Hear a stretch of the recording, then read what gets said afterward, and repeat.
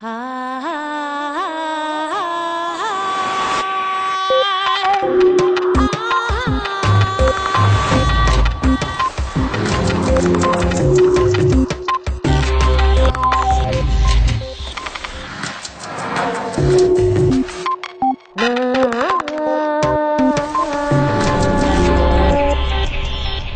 podemos superar la crisis educativa con el modelo tradicional en las aulas.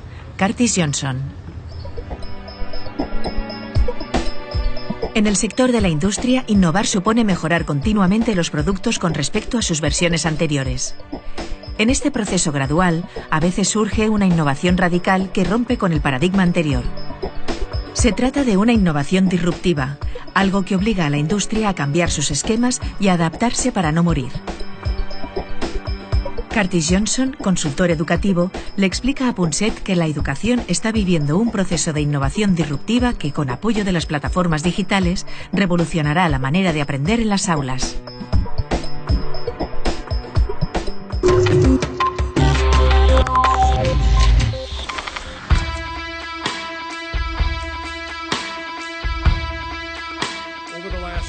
Durante los últimos 10 o 20 años, en casi todo el mundo, el sector educativo ha dejado de centrarse en el acceso y ha pasado a centrarse en la expectativa, la de que todos los jóvenes tienen que prepararse para la economía y la sociedad que intentamos forjar. Mi hipótesis es que no podremos lograrlo. No podremos superar ese desafío con el modelo tradicional en las aulas. Es logísticamente imposible y financieramente insostenible. La buena noticia es que la plataforma tecnológica de la que disponemos hoy en día sí nos permite hacerlo, y además de formas inconcebibles en el pasado. Cart, me gustaría que los telespectadores entendieran lo que significa innovación disruptiva. La idea más arraigada es que la innovación es cualquier cosa menos disruptiva. Pero ahora llegas tú y nos dices que si queremos hacer algo nuevo, algo útil en el ámbito de la educación, debemos optar por la innovación disruptiva. Sí, es sorprendente y fundamental. Ante la palabra innovación, se suele reaccionar como si fuera un mero sinónimo de mejora, de algo que se perfecciona cada vez más. Así es como lo vemos más a menudo. Constatamos que, con la mayoría de productos y servicios, a quienes nos los proporcionan, les conviene mejorarlos continuamente para que nos gusten más y los compremos más. Podemos pensar aquí en los productos. Durante mucho tiempo, las cámaras fotográficas no pararon de mejorar. Cada vez eran más interesantes, tenían más capacidad. Las películas fotográficas eran de grano, más fino, más coloridas y con más resolución. Si esperabas un año o dos, podías comprarte una cámara nueva que superaba con creces la anterior. Sin embargo, en algún momento, cuando la ciencia encontró la manera de sustituir los carretes por la imagen digital, de repente, todos los que invertían en mejorar cámaras analógicas, que era una forma de innovación continua, y que iban mejorando. Sí. Bueno, pues de repente se vieron trastocados por las cámaras digitales. Que eran muy malas al comienzo. Hasta el punto de que es muy difícil encontrar un sitio para comprar carretes en la actualidad. Este es un ejemplo de innovación disruptiva. Se podría decir que lo mismo que pasó con las cámaras analógicas sucedió con la música. Me refiero a que la industria musical, como la entendíamos tradicionalmente, trabajaba para que los soportes, los medios en los que se ofrecía la música, mejoraran todo el rato. El disco compacto era infinitamente mejor que los antiguos discos en vinilo. Es cierto, ya. Pero luego Apple, imagino, y otras empresas comprendieron que incluso si el sonido no era tan perfecto como el de un magnífico CD, La modularidad de poder comprar una canción por $1, sumada a la portabilidad de poder tenerla en varios soportes cómodos y fáciles de transportar, era algo que podía arrasar con todas esas décadas de innovación continua, de mejora incremental continua. Fantástico. Y eso puso patas arriba toda la industria musical.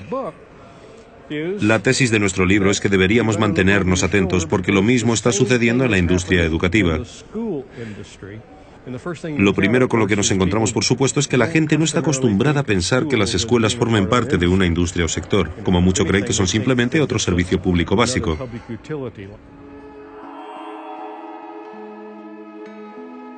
Los libros. Algunos estuvieron malditos, otros ocultaron secretos o sirvieron para difundir conspiraciones y promover desde sus páginas ideas y revoluciones. O sencillamente nos hicieron disfrutar de un buen rato. Estamos tan habituados a ellos que no nos damos cuenta de que la invención de la imprenta y el libro fue tal vez la innovación disruptiva más importante de la historia de la humanidad.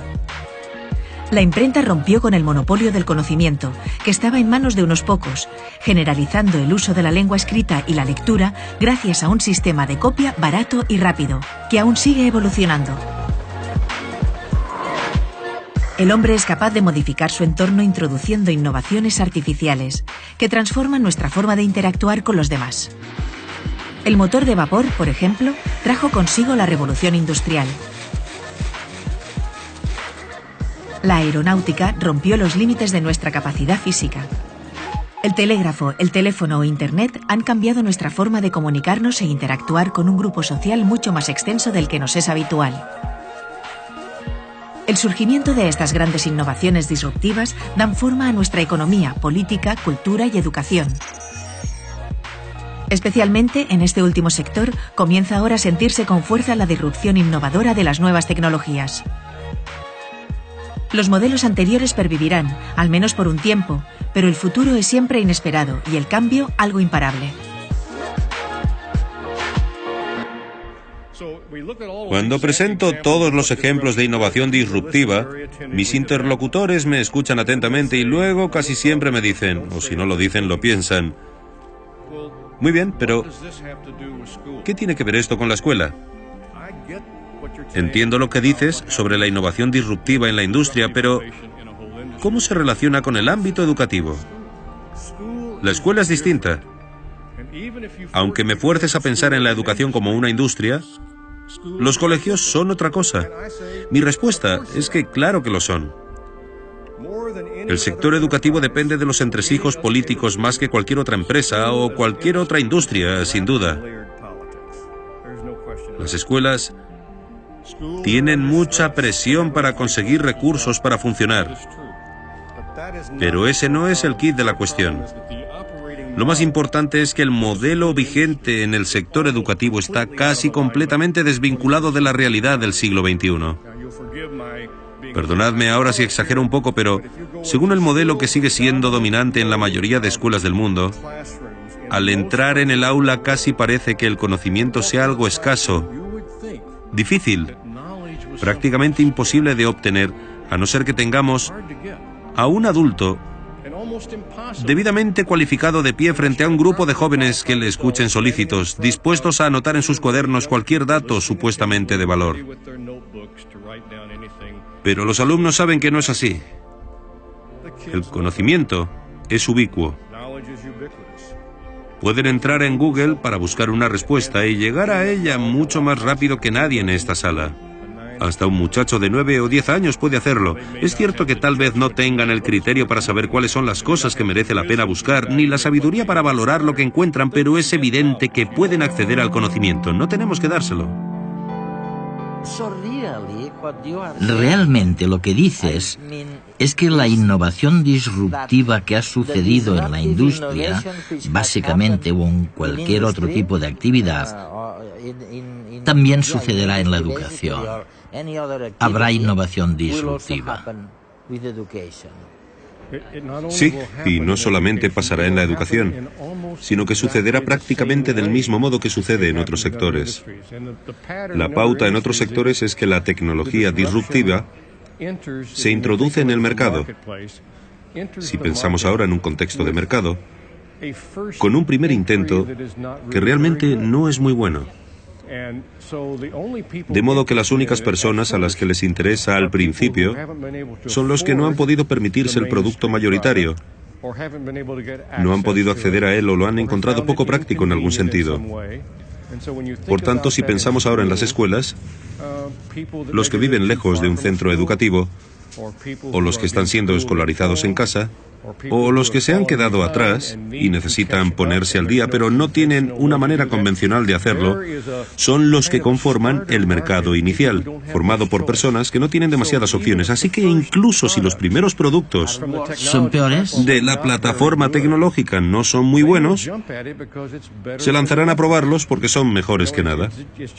Es como los que compraron los primeros televisores que funcionaban con transistores.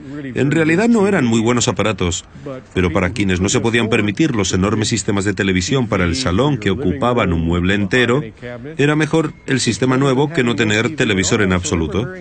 Así que estuvieron muy satisfechos, y esa tecnología disruptiva empezó a consolidarse en el mercado.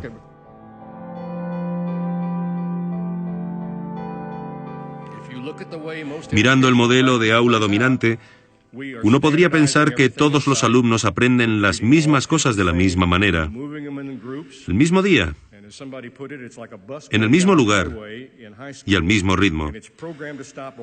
Hay quien lo describe como un autobús que va por la carretera hacia el instituto y que está programado para detenerse únicamente en ciertos lugares, en paradas durante un tiempo concreto. Si alguien va en el autobús, mira por la ventana, ve algo interesante y pregunta si puede bajar a mirarlo, la respuesta es no. Tenemos que ir hacia la siguiente parada, porque así está programado. No es un sistema muy flexible, la única forma de hacerle frente es mediante la personalización radical. ¿Y es posible hacerlo? Desde luego. Pero yo diría que la plataforma tecnológica, o como queráis llamarla, el aprendizaje electrónico, ha seguido el mismo recorrido que la innovación disruptiva que podemos encontrar en cualquier otro sector. La primera versión del aprendizaje electrónico no era demasiado buena, pero luego, sigilosamente, como todas las innovaciones disruptivas, el sistema fue mejorando y mejorando. Se volvió más vívido, más sólido.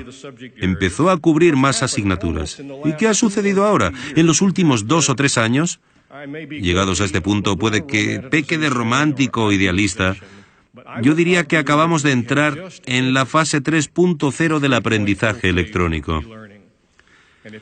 No hay más que ver el software educativo y la oferta online que hay ahora. Las 12 empresas principales de este campo compiten mucho entre sí y crecen a tasas del 30 al 40% por año. Pero es que, además, este sistema ofrece algunas de las oportunidades de aprendizaje más sofisticadas del mundo. Hay cursos de química que le dan 20 vueltas al 99% de las clases de química que pueda impartir cualquier buen profesor. Y si quieres asegurarte de que los niños sepan qué olor desprende un mechero de Bunsen, siempre pueden ver el material en la biblioteca e incluso recibirlo por correo. Pero ¿cómo se puede conciliar la innovación disruptiva, incluso en el ámbito educativo, con eso que se nos dice tan a menudo de que uno de los principales problemas de la educación es la falta de personalización, que es muy cara, claro? Exacto. El sector educativo siempre se ha caracterizado por un compromiso muy noble de personalizar la experiencia de aprendizaje. Siempre hemos dicho que sería muy deseable, pero lo cierto es que jamás ha sido una opción económicamente viable. Es como si alguien quisiera una versión personal del Windows. Resultaría carísimo. El modelo tradicional carece de medios para personalizar la experiencia educativa de cada niño.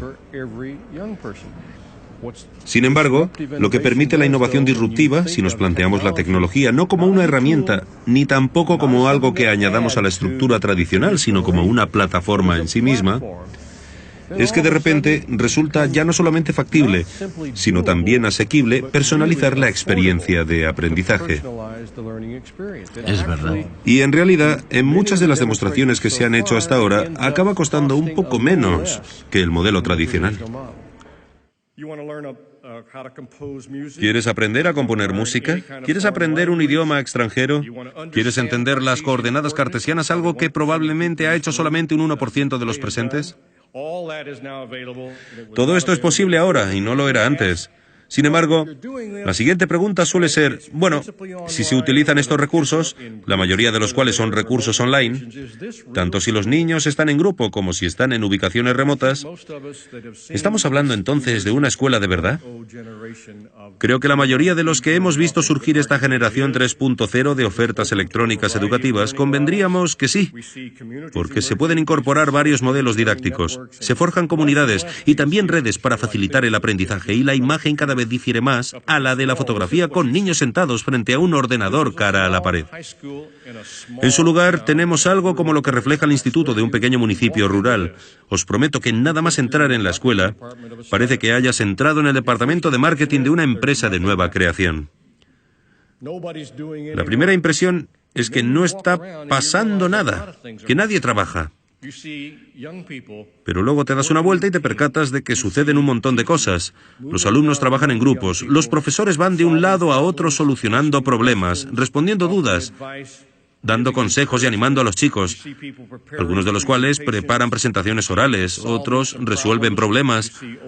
Hay chicos mayores que ayudan a los más pequeños, otros corren a hacer algo que es mejor hacer en grupo.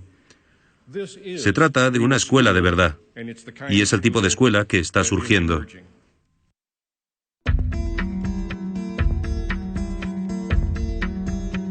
De alguna manera, el modelo vigente en el sector educativo está casi completamente desvinculado de la realidad del siglo XXI. El futuro es digital, y los que pueblan ahora las escuelas pertenecen a esa esfera. El sistema educativo está en crisis por muchas razones, y su modificación paulatina es demasiado lenta para la disrupción que las nuevas tecnologías está introduciendo en las aulas. Es difícil seguir adoptando el modelo de una clase estática con un profesor al frente de un grupo de alumnos que lo escuchan atentos anotando en sus libretas. El cambio está rompiendo la jerarquía profesor-alumno por un sistema más cooperativo entre los estudiantes que trabajan en equipo y se supervisan entre sí bajo la mirada del maestro. Las nuevas tecnologías nos están desvinculando progresivamente de la escuela como centro de conocimiento, por un sistema más abierto, el de Internet, en el que una información muy dispar es accesible desde cualquier punto del planeta. El aprendizaje de la nueva generación también debe ser fluido y multidimensional. El uso de las nuevas tecnologías ha acostumbrado a los alumnos a mezclar conocimientos y no responden bien a nuestra manera lineal de presentarles las cosas. La tendencia en educación es hacia la personalización. El alumno mismo elegirá la información con la que desee trabajar y administrará su ritmo de aprendizaje bajo la supervisión de un tutor, quien habrá de seguir también el desarrollo emocional de sus estudiantes. Por último, el aula perderá su entidad física. Ahora podemos aprender online química desde cualquier lugar del mundo y en el mejor de los laboratorios, hacer una excursión al Museo de Historia Natural de Londres o aprender a tocar un instrumento musical desde casa. Aún más, podemos compartir nuestra experiencia con los demás gracias a Internet. No hay duda de que el nuevo sistema presentará problemas y tendrá que solventar dificultades. Pero el futuro está en manos de las nuevas generaciones y debemos apoyarlas a que descubran su potencial.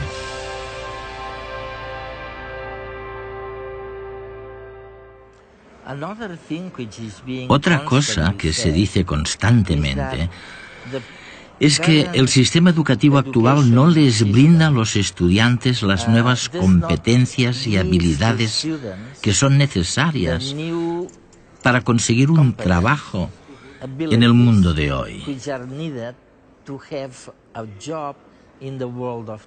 Exacto.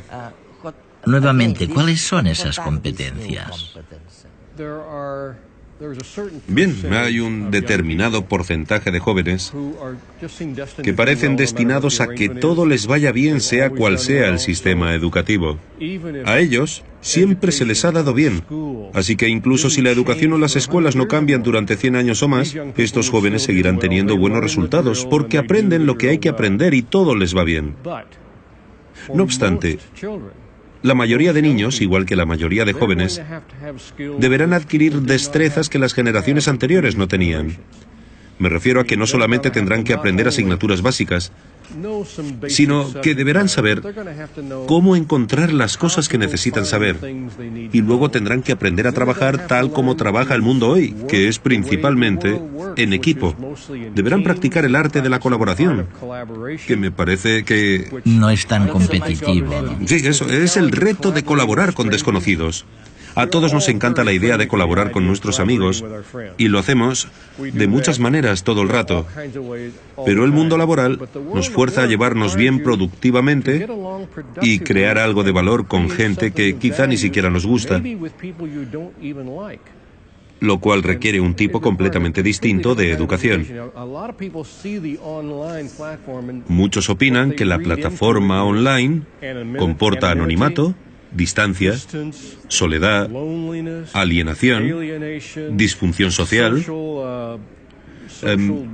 exclusión. Sí, pero resulta que no es así. Si entrevistamos a los profesores online, y la mayoría de ellos empezaron a trabajar en el sector tradicional y luego se pasaron a la formación por Internet, muchos de ellos porque habían perdido su trabajo, casi todos nos dirán que tienen una relación más cercana, más íntima y más interactiva con los alumnos en la plataforma online que cuando estaban en un aula tradicional. En el aula tradicional estaban ahí de pie frente a ¿qué? ¿20, 25, 30 alumnos? Un 20 o 30% de estos alumnos jamás levantaban la mano para hablar. Algunos porque se aburrían como ostras, ya que todo iba demasiado lento para ellos. Otros porque no entendían las cosas y no tenían suficiente confianza como para pedir la palabra y decir que no se enteraban de nada. Pues bien, en el mundo online, esto no puede ser así. El profesor debe tener un contacto individualizado con todos los alumnos, a través de varios medios y constantemente. Y además queda un registro informático de este intercambio. Así que en realidad no se crea anonimato, sino que más bien se elimina.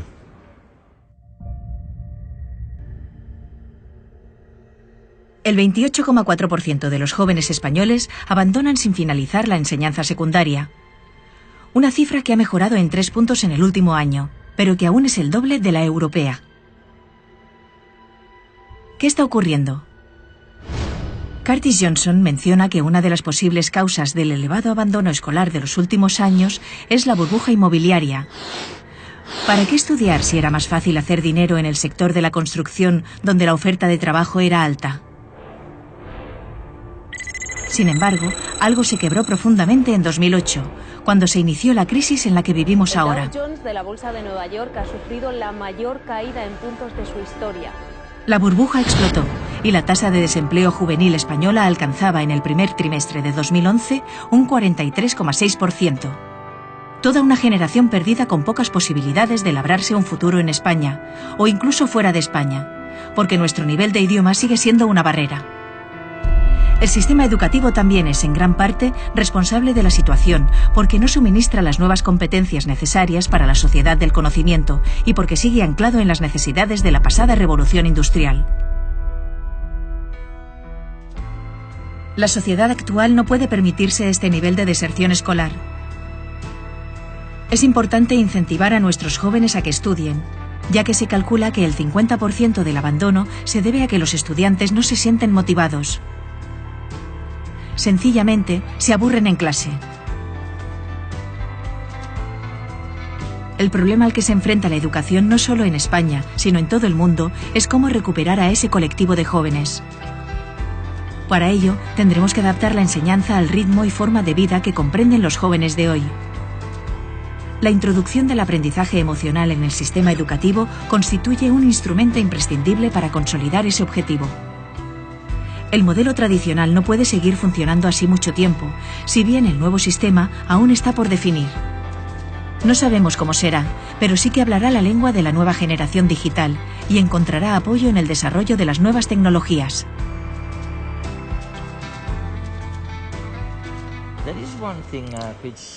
Hay algo que me parece fantástico en lo que dices. Afirmas que debemos cultivar la aspiración a que las personas sean distintas entre sí, que no seamos todos iguales. que todos somos en realidad diferentes. Sí, sí. Y ahí se demuestra lo absurdo que es el modelo educativo dominante que todavía perdura en la mayoría de países. Es como si hubiera una suposición comúnmente aceptada de que todos los niños son iguales. Los educamos igual a todos, les presentamos el material del mismo modo. Y esperamos que todos aprendan las mismas cosas de la misma manera, durante el mismo día y al mismo ritmo. Esta postura no es realista, puesto que no contempla lo diferentes que son los niños en muchísimas cosas. Por ejemplo, en el estilo de aprendizaje, pero también en el ritmo de adquisición de los conocimientos.